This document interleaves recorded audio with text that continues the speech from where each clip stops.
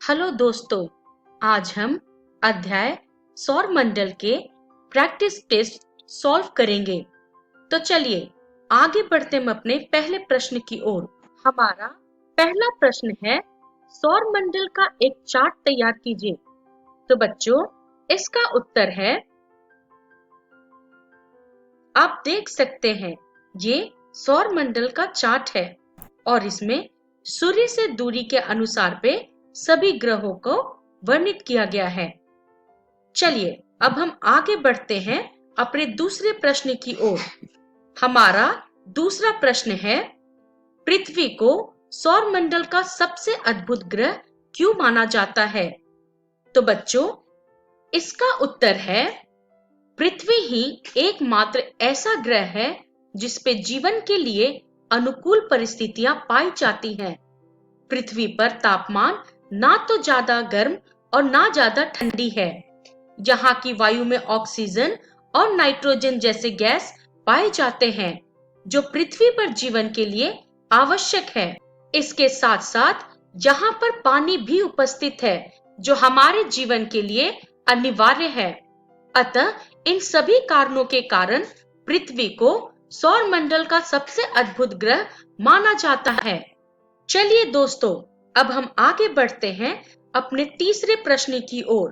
हमारा तीसरा प्रश्न है, मानव निर्मित उपग्रह पे टिप्पणी करें। तो इसका उत्तर है, मानव निर्मित उपग्रह वैज्ञानिकों के द्वारा बनाया गया एक कृत्रिम पिंड है जिसका उपयोग ब्रह्मांड के बारे में जानकारी प्राप्त करने के साथ साथ पृथ्वी पे संचार माध्यम के लिए भी किया जाता है। इन उपग्रहों को रॉकेट के द्वारा अंतरिक्ष में भेजा जाता है एवं पृथ्वी की कक्षा में स्थापित किया जाता है।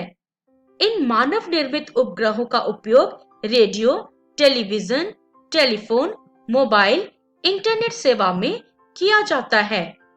अंतरिक्ष में उपस्थित कुछ भारतीय उपग्रह के उदाहरण है इनसेट, एडुसेट, IRS इत्यादि। चलिए अब हम आगे बढ़ते हैं अपने चौथे प्रश्न की ओर। हमारा चौथा प्रश्न है, सूर्य से दूरी के आधार पे ग्रहों के नाम लिखिए।